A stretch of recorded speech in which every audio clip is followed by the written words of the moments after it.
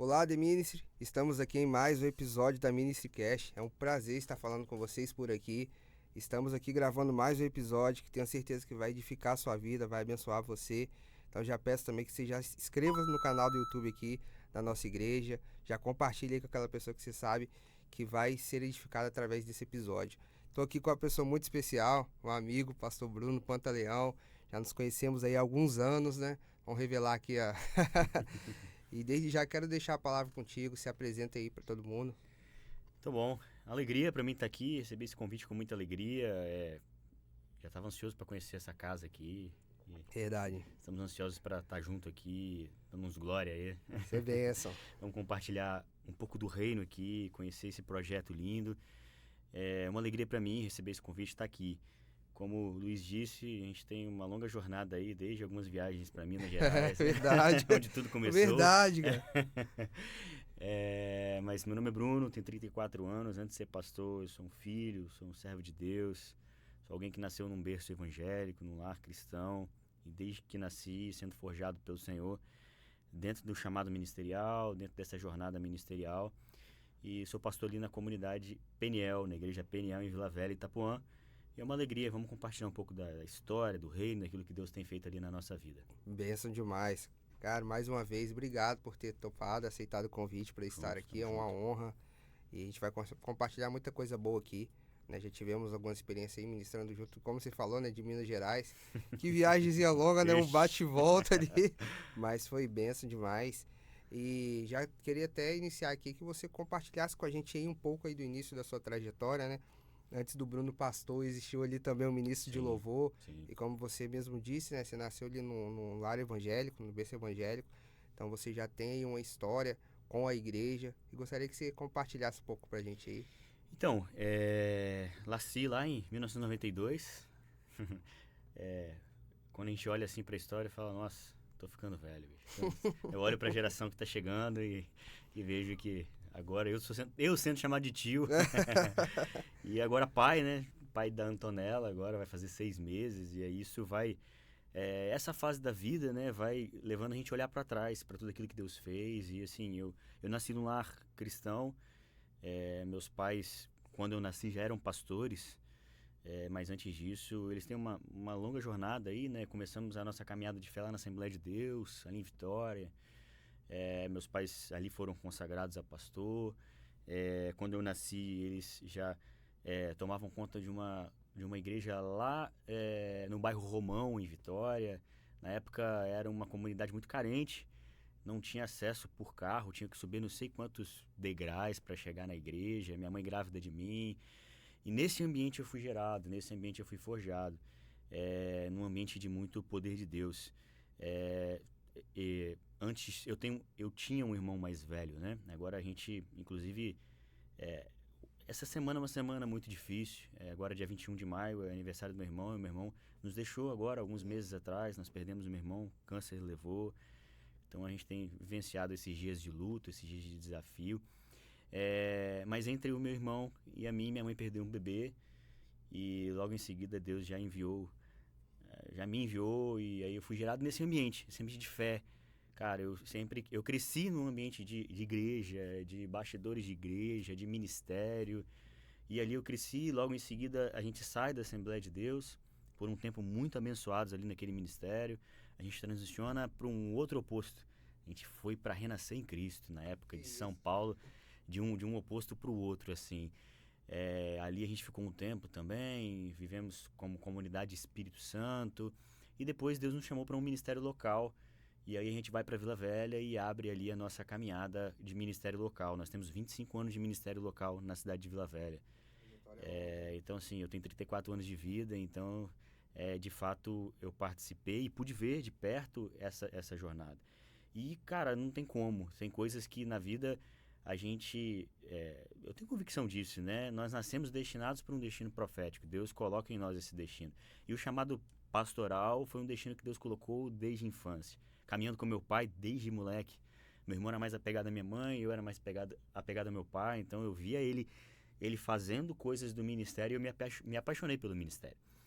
E aí, assim, eu fui forjado ali. Sempre numa comunidade pequena, crescendo em uma igreja pequena, mas muito família, e sempre desejando o ministério. E antes do chamado pastoral, obviamente, Deus me colocou essa relação com a música, né? Meu avô é um cara muito musical, então acho que essa veia musical veio dele também. Era um cara que servia ao Senhor, hoje está acamado, mas se desviou com o tempo. Mas tem a semente plantada ali, eu tenho convicção de algo que Deus vai fazer ainda na vida dele. E aí eu nasci nesse ambiente de fé, cara. Eu vivia fé 24 horas, vivia a igreja, vivia esse ambiente. E em 2018, no meu casamento, eu tive a alegria de ter meu pai celebrando meu casamento como meu pastor, e eu fui consagrado a pastor no dia do meu casamento. Que benção. Ali, dia 20 de outubro de 2018. Então eu fui consagrado a pastor ali em outubro de 2018 e a gente vem nessa jornada aí de ministério aprendendo cada dia mais. É mais ou menos resumido um pouco do que a gente viveu aí com o Que ministério. legal, cara. E ali dentro da sua caminhada, sua trajetória aí no ministério, né? Como você falou ali, você deve ter começado ali muito novo, né? A cantar, a tocar na igreja, Cara, né? muito, Conta um pouco aí de como muito. é que foi esse... Assim, igreja pequena tem aquilo, né? Ah, tá precisando de um baterista, você se vira e vira um baterista. Tá precisando de um tecladista, você se vira, vai aprender e vai tocar. Então, assim, eu não podia abandonar meu pai, né, cara? Meu pai tava ali, eu tinha uma paixão pelo ministério. E desde moleque essa veia musical, como eu disse. Meu primeiro instrumento que eu toquei foi uma percussão, cara. Tinha uma percussão lá na igreja, acho que eu tinha 10 anos de idade, Mentira, 9 legal anos de saber disso. idade. Você vai arrumar uma percussão pra você Foi. levar lá. Tinha dois atabaques, eles ficam até me zoando. Que eu ficava atrás do atabaque e não podia, nem conseguia nem me ver. Só O vi a molequinho só via mãozinha. as mãozinhas tocando. Foi meu primeiro instrumento ali, a percussão. E fazia barulho, na verdade, né? Nem não entendia nada de música, Mas mas estava envolvido estava ali. envolvido ali no altar, nas coisas do reino. Por isso que eu digo que o lugar de criança é nesse ambiente, sabe, cara? Eu nasci nesse ambiente, fui forjado nesse ambiente. Como criança, meus pais me criaram no altar. Às vezes a gente fica meio chateado na igreja, né? Que tem uma criança ali atrapalhando. Mas, cara, não tem ambiente melhor do que a criança ser Verdade. criada do que em volta do altar. Às vezes atrapalha mesmo, mas ali é o melhor lugar para ela ser criada. E eu fui criado ali, naquele ambiente, comecei a fazer um barulho. Dali, a igreja perdeu o baterista, o único baterista que tinha, e falaram assim: pô, você toca percussão, você deve entender de ritmo. Vai É a aprender mesma coisa. bateria. É a mesma coisa. E, cara, eu fui um cara sempre. Tive muita dificuldade de fazer aula. Minha personalidade, assim, eu queria aprender tudo sozinho. Me deram a baqueta na mão, comecei a treinar e comecei a tocar bateria. Meu primeiro instrumento de fato mesmo foi a bateria, isso com 10, 11 anos de idade. Depois dali, na época de escola, né, de ensino médio, fui crescendo, eu falei assim, pô, todos os meus amiguinhos tocam violão, cara. Eles tocam, faz uma rodinha em volta Sim, deles. verdade. Tá, pô, são famosinhos, aquela coisa de adolescente, Sim. né? Eu tenho que aprender a tocar violão. Eu peguei meu violão na igreja, fui pra dentro do meu quarto em casa, com 2 dias eu aprendi a tocar violão na internet. Me tranquei dentro do quarto e aí comecei a fazer violão e comecei a me apaixonar por cantar, por ministrar. Eu sei que 12 anos de idade eu já estava ministrando, liderando a adoração. 12, 13 anos de idade eu já estava liderando a adoração. É mais ou menos um pouco da trajetória. E com 15 anos de idade eu já estava pregando, cara. Foi minha primeira oportunidade. A gente tinha uma igreja lá em Ponta da Fruta, uma comunidade local nossa. O pai virou para mim e falou assim, cara, vai lá pregar hoje. Eu falei, rapaz, eu tenho 15 anos de idade. Não, vai lá. Hoje você que vai pregar. Eu lembro o tema da mensagem, cara, que eu preguei. Eu preguei uma mensagem sobre o poder explosivo da oração. E ali Deus me deu uma mensagem, uma palavra, eu preguei, imagina 15 anos de idade, cara, eu pregando pra gente com 60, com 50. E assim, esse ambiente foi me forjando, é um pouco de como eu comecei. E na verdade, até hoje, a gente, acho que a vida cristã, eu sou advogado também por formação, eu digo isso, né? O cara que faz direito, medicina, nunca para de estudar. Tem que estudar a vida inteira. E o evangelho é assim, cara. A Bíblia, a palavra de Deus se renova, né, a cada manhã. Então, assim, a gente está em constante crescimento, tenho muito ainda para viver nessa vida ministerial e estou disponível para viver isso. Mas é um pouco de como a gente começou a nossa trajetória. Imenso demais. Esse assunto é legal falar, porque hoje a gente tem um pouco de meio que oposto, né? Parece que hoje as pessoas elas têm um acesso, às vezes, bem mais fácil que a gente teve lá atrás. Exemplo, eu converso muito com a galera que quando eu comecei a aprender, era poucos vídeos assim que você tinha ali um tutorial. Hoje não, qualquer coisa você coloca Nossa, lá tutorial de música tal. Tem não sei tem quantas tudo. pessoas já fizeram ali, você vai assistir e vai aprender. Então antigamente não era mais difícil, mas a gente gostava muito ali, queria fazer. Como você mesmo disse, né? A igreja pequena, ela forja a gente nisso também. A gente vai, né, se colocando à disposição do que precisa, tô aqui, Sim, vamos sim. aprender. Mas hoje eu vejo que tem meio que hoje meio deu uma esfriada, né? Até queria te perguntar a sua percepção em relação a isso, né? E a gente colocando aqui, trazendo à mesa esse assunto sobre. Porque antigamente a gente parece que tinha um fervor maior, a gente queria estar, a gente queria fazer. É culto de adolescente, é culto de jovem, é culto de irmãs, é culto dos homens. A gente queria Sim, estar ali. sim, E hoje a gente vê que meio que a galera não quer estar. Tipo, a gente brigava pra poder, às vezes, tocar, né? Pra estar sim. ali, querer fazer. Hoje parece que o pessoal briga pra não fazer. Eu vejo assim, cara, todo o tempo que eu tinha livre, eu queria ir pra igreja, pra ensaiar, pra tocar, pra aprender. E a geração de hoje é muito difícil ter o interesse que nós tínhamos. É o que você falou, era pra ser o inverso, né? O acesso hoje é muito maior. Eu, com a idade que eu tinha lá, com 14, 13 anos, tivesse o acesso que a gente tem hoje. Acho que eu seria um músico profissional. Não sou, mas eu seria alguém com muito mais conhecimento musical do que eu sou hoje. E até mesmo teria sido muito mais fácil na caminhada de aprender mais sobre, cara, hoje. É, hoje a galera tem chat GPT, tem de tudo, cara. Tudo que você precisa ter acesso, você tem. Mas é o que você falou, o que mudou, na verdade, parece que foi o inverso, o caminho inverso, né? A geração retrocedeu no interesse. Certa vez eu ouvi uma palestra sobre os problemas que a igreja vai enfrentar nos próximos 10 anos. E aí, essa palestra, ela começa a refletir sobre o comportamento humano. Você olha lá, cara, hoje os jovens não querem ter filhos mais. Talvez até não querem casar mais. Dificilmente o cara tem um sonho, porque antigamente, nos nossos pais, qual era o desejo deles? Eles eram ensinados para nascer, crescer, formar, ter uma casa própria, casar, ter filhos e construir um patrimônio e morrer. Da nossa geração para frente começou a mudar. A de hoje, então, cara, hoje eles querem não casar, não ter filho, ter 3 cachorros, botar uma mochila nas costas e viajar o mundo. Não quer formar mais, quer fazer um curso na internet, virar especialista de algo na É internet, verdade.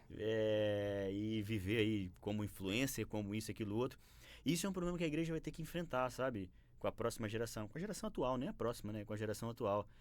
O interesse dos jovens, dos adolescentes, em coisas relacionadas ao reino, sabe? Cara, eu tenho uma missão por servir, eu quero ser útil em alguma coisa, eu tenho interesse em aprender, eu tenho interesse em ser pastor. Lá na escola dominical, quando você perguntava às criancinhas da nossa idade, eu quero ser pastor, eu quero ser não sei o quê. Hoje em dia, cara, não tem esse Verdade. interesse mais pelo ministério. E aí a gente tem que refletir, é um problema geracional, é um problema da nossa geração para os mais velhos, mais idosos, que falharam em ser um espelho para essa geração. Eu tenho pensado muito nisso nos últimos dias, sabe? Porque ser igreja hoje e discipular essa galera é muito difícil. Porque, cara, é mexer com o interesse mesmo, Sim. com o propósito que move eles, assim. Eu vejo que até mesmo no meio que a gente vive, né? A gente ministra muito, a gente ministra fora, você ministra. A gente tem essa caminhada aí e eu observo muito. Eu vejo que hoje tem uma galera que não querem fazer na igreja, porque às vezes a pessoa aprendeu ali 4 acordes e ele já se acha o melhor músico. E Verdade. ele acha que ele não deve servir o irmão que tá ali, porque o cara sabe fazer um sol e Sim, um dó. sim, Mas ele sabe fazer um sol, dó, ré, ele já menospreza sim, aquele irmão. sim, Eu tava refletindo muito sobre isso esses dias, né? Às vezes lidando, hoje com o Ministério de Louvor nós temos um time muito grande, né?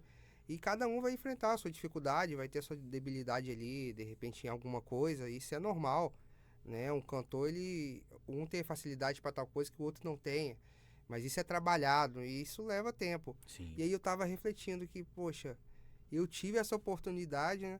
Igual você falou, tava lá na percussão, o cara falou, não, você tá com percussão, você vai tocar bateria também. E, tipo, nada a ver, assim, vamos dizer uma coisa com a outra, mas você se disponibilizou e foi sim, fazendo. E as pessoas tiveram a paciência, e isso fez se tornar quem você se tornou hoje, você aprendeu, você teve a oportunidade. Aí hoje não, parece que as coisas mudaram, né? Não se tem paciência, a pessoa chega, começa a tocar e ela já quer, né? E eu falo, cara, as coisas elas levam tempo, né? O sim, propósito sim, de Deus, né? sim, Eu tava refletindo sobre isso hoje.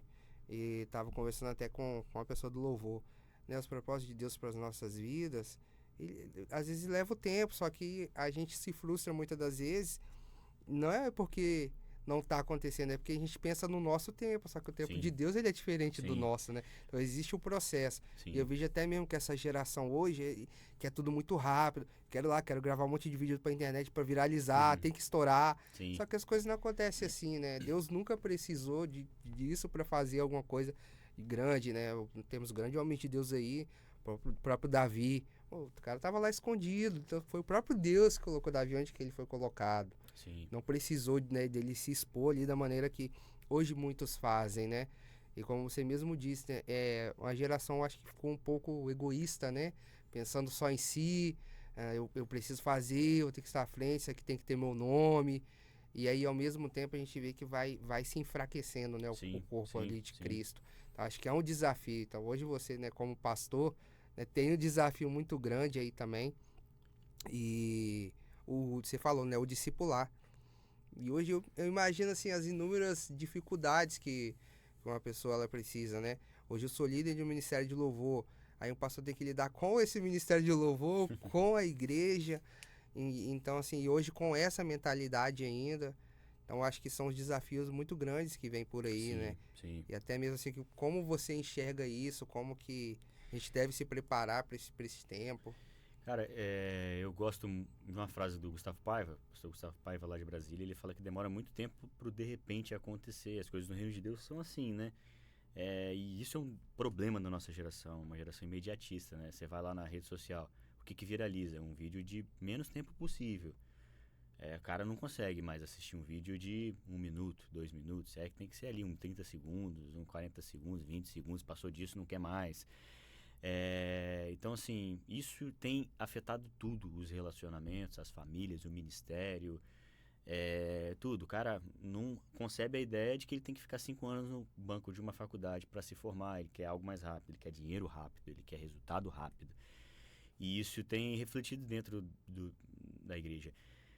Não só o imediatismo, como também a confiança, primeiro no si próprio, que é o individualismo, né? O que você falou, cara, o cara é egoísta. Eu acho que o defeito dessa geração é que perdeu a referência de Jesus, cara. A gente precisa apresentar de volta uma paixão por Jesus. Eu preguei esse domingo na igreja. Eu preguei sobre... Deus me deu uma palavra sobre a presença. Sabe, Jesus era manso, humilde. Jesus não precisava passar pelo que ele passou. Ele pisou os pés dele na terra, ele sujou os pés dele na terra. Ele comeu comida com os homens. Ele passou por processos que precisavam que ele precisava passar. E aí você falou de Davi, eu preguei exatamente disso. Deus me deu uma palavra lá em 2 Samuel capítulo 6, quando Davi manda buscar a arca e coloca num carro novo e ele manda carregar e transpor essa arca. A arca representava a presença. E aí aquele episódio quando Uzá tenta segurar a arca, quando vai cair, e aí Uzá é fulminado ali. A primeira pergunta que eu me fiz quando eu olhei para aquele texto, eu falei, cara, será que Davi não sabia como carregar a presença? Na hora que acontece aquilo ali, que Uzá morre, Davi vira para o Senhor e ora e fala assim, como eu faço para carregar isso? Um cara que tinha sido ungido rei, um cara que já tinha passado por milhares de experiências poderosas de intimidade com a presença, um cara que tinha escrito, o Senhor é meu pastor e nada me faltará, o cara que, ele conhecia a presença, ele tinha sido ensinado na Torá, a Torá, Moisés tinha dado uma ordem para carregar a arca, a presença, vocês têm que botar em 4 homens nos ombros. Será que ele não sabia como carregar a presença? O problema é que na jornada ele perdeu o foco da presença. E aí, outra coisa que Deus me mostrou, usar um levita, mano. Qual era a função do levita? Carregar a presença, carregar a arca. Uzá foi ensinado desde que nasceu numa casa sacerdotal de como carregar a presença. E aí ele não sabia que não podia tocar na arca. Então, assim, aí Deus começou a me falar, cara, o problema é que a geração de hoje, a igreja de hoje, ela confia mais na estrutura que ela tem do que na presença. Ela confia mais no painel de LED, ela confia mais na capacidade técnica que ela tem de fazer um acorde maneiro, de fazer um arranjo diferente na música, de ser o melhor, de viralizar, de ter o nome reconhecido, do que ser manso e humilde como Jesus. Porque a nossa geração, para trás, tinha muito mais essa evidência. Não que eu não acredite nessa geração. Deus colocou no meu coração um desejo de onde eu for falar sobre isso. Nós precisamos voltar a nos apaixonar pela presença de Jesus. Cara, não adiantava o carro novo que Davi colocou para carregar. Não era sobre estrutura. Era sobre o jeito certo, a maneira certa de carregar a presença. Deus começou a falar, cara, você não pode confiar na estrutura. Você sabe como carregar a presença. Então, o que a gente precisa contar para essa geração é que Jesus é manso e humilde, cara.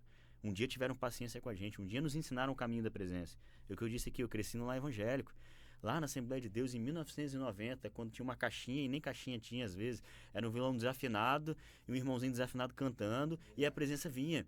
Você quer ver uma coisa? Deus estava me lembrando de um período de adoração extravagante. David Gillan, Cirilo, Santa Geração, para trás.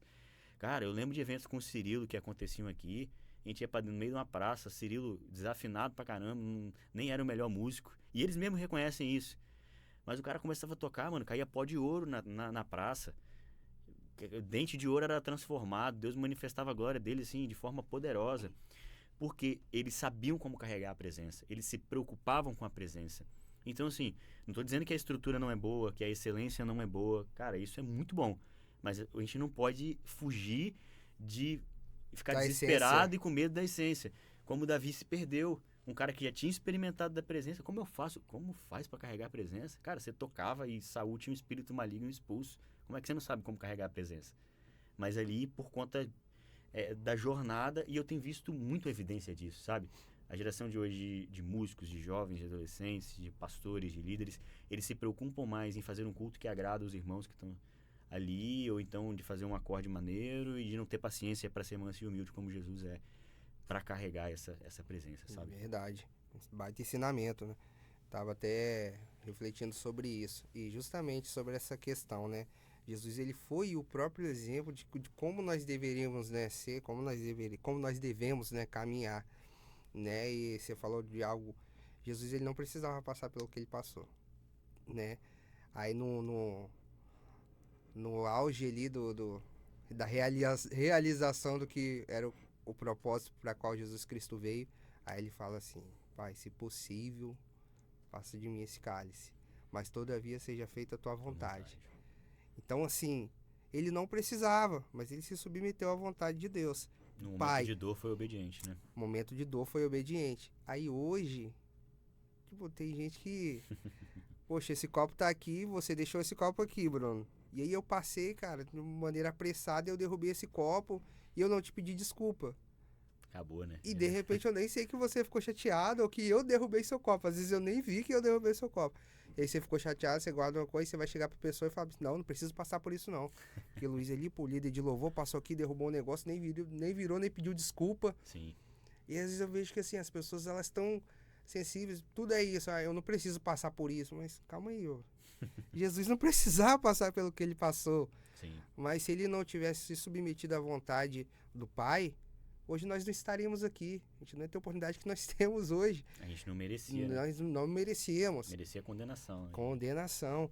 Mas eu entendo também que a todo tempo ali Jesus, né, até no momento que, né, o soldado veio ali e Pedro cepou a orelha, né? Porque não era a intenção, não era a orelha, eu tenho certeza disso. Mas aí Jesus vai lá, pô, calma aí, acho que tipo, não é assim, oh meu Deus, deixa eu te ensinar. E aí, né, restaurou ali a orelha do soldado. Então, assim, Cristo ele veio a todo tempo nos ensinando, né? Então, o nosso modelo, qual é o nosso modelo de vida cristã? O próprio Cristo, né? Como você falou, nós precisamos ser mansos, nós precisamos ser humildes, né? A Bíblia vai dizer, né? É inevitável que o ser humano, né? Nós vamos pecar, isso é inevitável que nós vamos fazer algo que de repente aborreça o outro, né? Mas se eu tô aqui, Bruno, e eu falei algo com você, eu cheguei, me perdoa, Bruno, poxa. E aí eu faço de novo e eu chego, poxa, Bruno, me perdoa. Eu falo, se ele chegou até você, independente da quantidade de vezes, ele falou que ele se arrependeu, você tem que perdoar.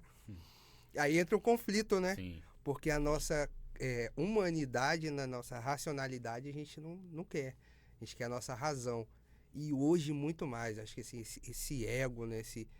Eu não Sim. preciso passar por isso, não, eu não preciso me submeter a isso, só que aí a gente acha que tá, né, se preservando, fazendo bem, quando na verdade a gente está totalmente se afastando do propósito que Deus já estabeleceu para nós. Totalmente. A igreja precisa voltar, né, cara, para Jesus. Voltar para Jesus, para os princípios do reino, né? Eu falo igreja aqui de forma genérica, né? Assim, obviamente que eu creio na igreja de Jesus. A igreja de Jesus é poderosa. Eu creio que tem pessoas sérias. A gente está refletindo aqui sobre uma geração que precisa ser transformada, né? Mas eu ainda creio que existem pessoas que olham para Jesus, igrejas cristocêntricas como essa igreja aqui, como a nossa lá, e diversos outros amigos que são pastores de igrejas sérias, cristocêntricas. Mas isso é um defeito geracional e não de uma igreja placa A, Sim, placa B. verdade. É um defeito de uma geração, assim, sabe? Que eu preciso entender que eu acho que esse projeto aqui é para isso também, né? Quem estiver nos assistindo aí, seja impactado por essa mensagem. Talvez tá vivendo essa realidade, vivendo esse pensamento meio maluco aí, né? Mas eu acho que a ideia do evangelho é essa. A palavra de Deus diz, né? O evangelho é poder de Deus para os que creem. A gente precisa moldar o caráter da nossa geração com a pregação simples sobre Jesus e o evangelho. Porque você vê uma construção contra isso, né? As mídias, o padrão de música, o padrão de mídia, o padrão de ensinamentos de família, uma contracultura, né? Isso é um papel do anticristo, né? O que o anticristo carrega? Uma mensagem contra Cristo, e eu creio muito que o governo anticristo já opera no nosso meio, sabe? A mensagem contra os princípios cristãos já tem operado, cara. A todo momento é ofensa à família, ofensa a princípios do reino. E a gente precisa ter coragem de anunciar isso. Voltar a pregar sobre Jesus. Voltar a pregar sobre coisas simples. Mas que a galera se perdeu no caminho. Verdade. E vamos lá, um bate-bola aqui pronto, rápido, Bora. sobre algumas coisas aqui, né, que você viveu assim. Cara, você como um ministro, né, vou começar aqui até perguntando assim, cara, o que te inspira hoje como um ministro? A gente tem nossas referências, né, e isso é muito bacana. Então, se hoje, no cenário que a gente vive, ou até mesmo, vamos pegar, né, do início ali, né, do que você já vivenciou, do que você já viveu também como ministro, pessoas que te inspiram, louvores, fala em um ministro, ou ministros, né, fala uns 3 aí, umas referências pra gente. Tá. Como eu disse, cara, eu fui forjado numa das épocas mais poderosas de adoração, assim. Nos anos 2000, quando eu comecei a ir nas conferências, nos eventos, David Keelan, Cirilo, Santa Geração, Resgatar a Noiva, Casa de Davi e tal. Eu fui forjado numa das melhores épocas, assim, de adoração, falando de Sim, adoração. E aquilo forjou meu coração, Som da Chuva. Tem gente que não sabe nem o que é isso, né, dessa geração de hoje em dia aí. Não sabe nem o que é isso. verdade. Depois dá uma pesquisada aí que você vai ver o que é bom.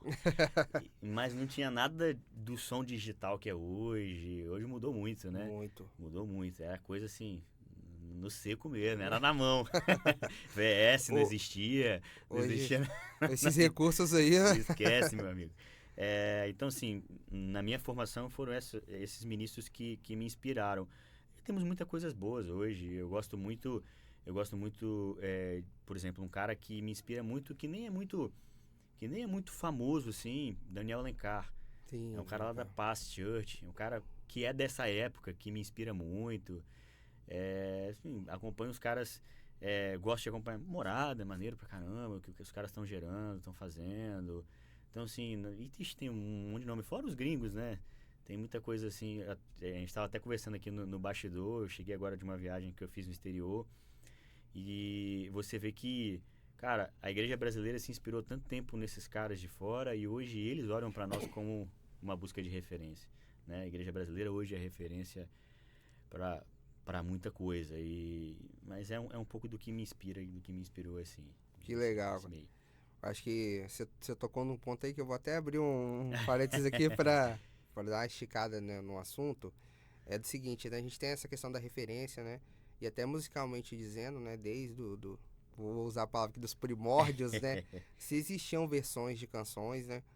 Mas lá atrás, se a gente pega Cirilo, se a gente pega essa galera aí, eles geraram muita coisa assim, algo genuíno que eles receberam da parte de Deus. E hoje eu vejo que perdeu-se um pouco isso. Hoje você vê muita versão, tipo assim, pô, Bruno, você foi lá, você se Sim, consagrou, você teve seu tempo de preparo. E aí, ali, através daquilo que do seu preparo ali, você sentou e Deus te inspirou a algo e você foi lá, escreveu, e aí você, né, fez todo o processo. E aí, pô, isso foi legal, isso aí marcou uma geração, isso aí marcou ali uma região, isso atingiu pessoas no mundo, porque hoje na era digital que a gente vive. sim. E aí eu, Luiz, vou lá, pô, isso aqui é legal, vou pegar isso daqui, vou colocar, sabe, eu vou traduzir isso daqui Traduzir, para aquilo e sim. aí já tá funcionando. Então, tipo, você não Cara, tem como isso dar errado. é. O que você enxerga desse cenário Cara, hoje? por exemplo, você olha hoje o F-Hop, os caras também são uma das referências. Muito bacana.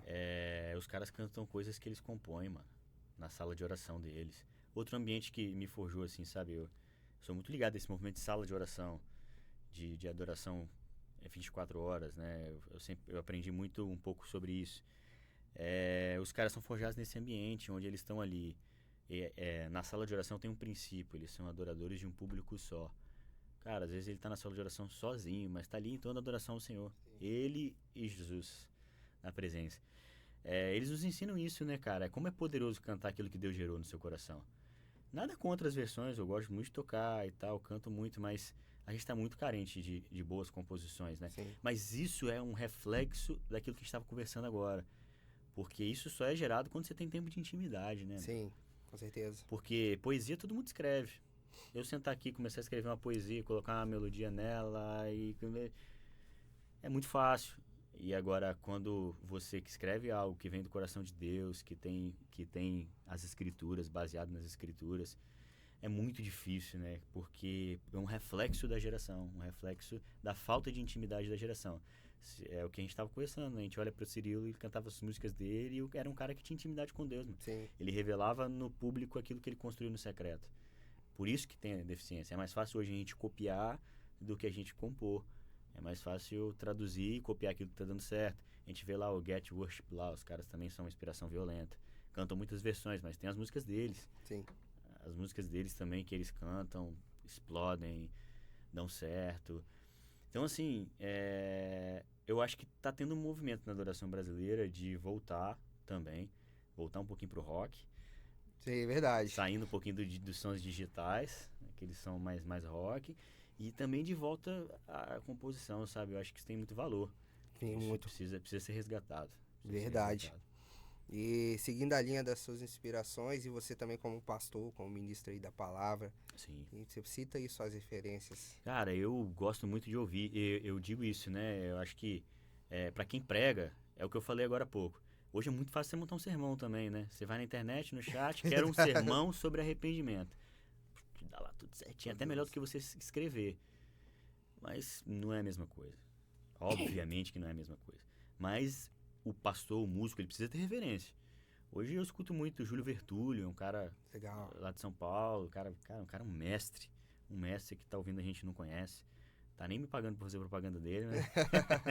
Igreja Mundial? Ele é da igreja, eu acho que é mundial, Cristã Mundial. Igreja Mundial. Cristã Mundial, eu gosto muito do Theo, lá do Dunamis. Os caras são bons. Gosto muito do Dudu Nunes, lá do Dunamis também. É pastor lá Eduardo. da Zion Lisboa. O cara é fera fora da curva. Ouço o Gustavo Paiva, ouço Daniel Lara, ouço... Eu gosto mais dessa galera, essa galera mais agora, da geração atual. Apesar do Júlio, que não tem nada a ver com a geração atual, né? O cara lá de 1900, antigamente. E, cara, uma das minhas inspirações é meu pai, né, cara? Eu não podia deixar de falar. Eu cresci ouvindo ele, né? Eu cresci ouvindo e a devoção, sabe? A paixão e a devoção por Jesus que meu pai tem. Vivenciando, cara, a gente tá vivenciando uma das piores fases da nossa família, mano. É muito cruel viver o luto, sabe? Ainda mais um pai enterrar um filho. Sim. E, cara, meu pai não deixou o altar nem um minuto, irmão. Ele continuou com a mesma paixão por Jesus, continua pregando com a mesma fome e sede por Jesus. Ele tem um devocional lá dele, todo dia de manhã no Instagram dele. Hoje de manhã ele tava lá aos prantos, porque amanhã é aniversário do meu irmão. Aos prantos, mas ali proclamando Jesus. Eu falei, cara, eu preciso ser igual a esse cara. Então, assim, e é outro, não querendo lacrar aqui, né? Vocês, pô, esse cast hoje é só de lacração. Mas acho que a gente precisa ter referência nas nossas igrejas Sim, locais, com sabe? certeza. Honrar nossos pastores, nossos líderes, aqueles que nos ensinaram também. Deus tem levantado grandes homens na nação. Um grande amigo, Nelson também, Júnior, caminhei um tempo com ele, com Escolha Esperar, viajando o Brasil, um cara que me inspira muito também. Então, assim, a gente tem muitas boas referências, com certeza. O próprio da galera nova aí, né? O Rafael Abdala, um cara que eu tenho Pô, o acompanhado cara é fora da bastante. curva, mano. O cara Assim, é fora da curva. Ele é o cara que O cara é mais novo que eu, acho que tem 31 anos de idade. Rafael é. E assim, ele, pastor jovem, né?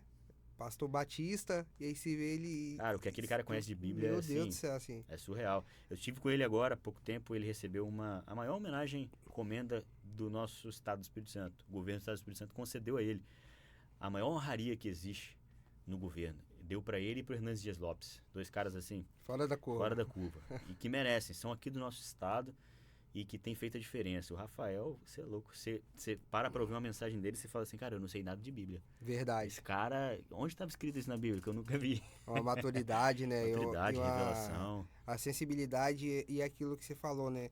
A maneira clara e fácil de você entender. Sim, Ele sim. expõe, né, a mensagem ali. E assim, fora da curva, né? Sim, Falando sim. dele por ser um pastor jovem, né? Sim, Também tá sim, nessa sim. referência. Apesar de que visivelmente ele não é um cara que se veste descolado, porque a galera acha Negativo. que. É verdade. A galera acha que tem que botar uma calça apertadinha, então a calça com a canela aparecendo. Totalmente Ou fora. vestir de preto, um tênis maneiro. Não, ele é um cara que você olha pra ele e você fala, mas esse cara tem 50 anos. Mano, ele tem 31 anos, acho, de idade.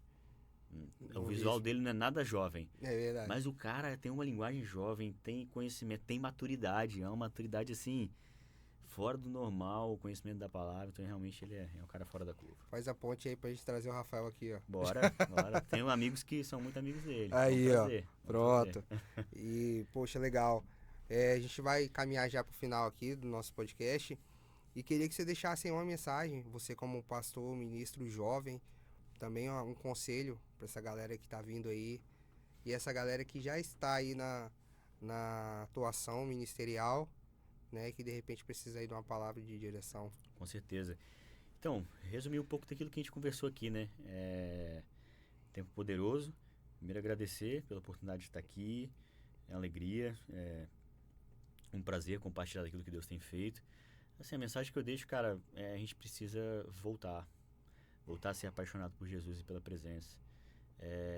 Eu tava nessa viagem nos Estados Unidos e o pastor amigo falou assim, cara, eu paguei $40 mil nesse telão de LED. Eu falei, uau, massa, quem dera se eu tivesse um desse lá na igreja.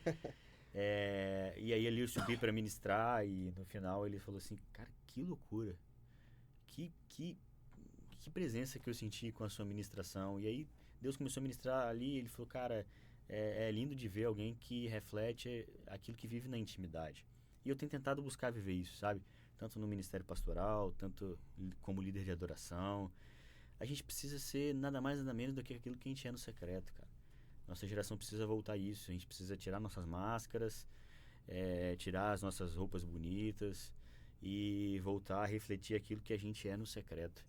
Se a gente puder fazer da melhor forma possível, a Bíblia diz, tocai e tocai bem. Acho que Salmo 33, se eu não me engano. A excelência honra a Deus. A excelência honra a Deus, mas um coração puro, manso e humilde toca e traz a presença de Deus.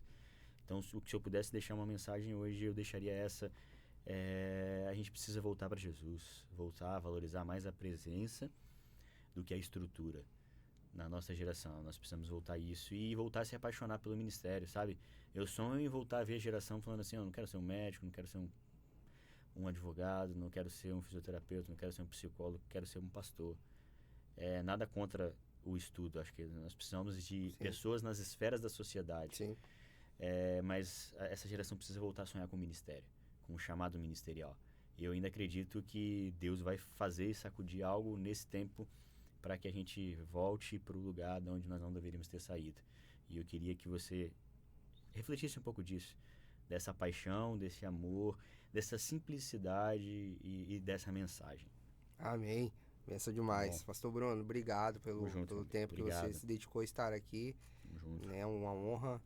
E é isso, pessoal. Chegamos ao final de mais um podcast, né?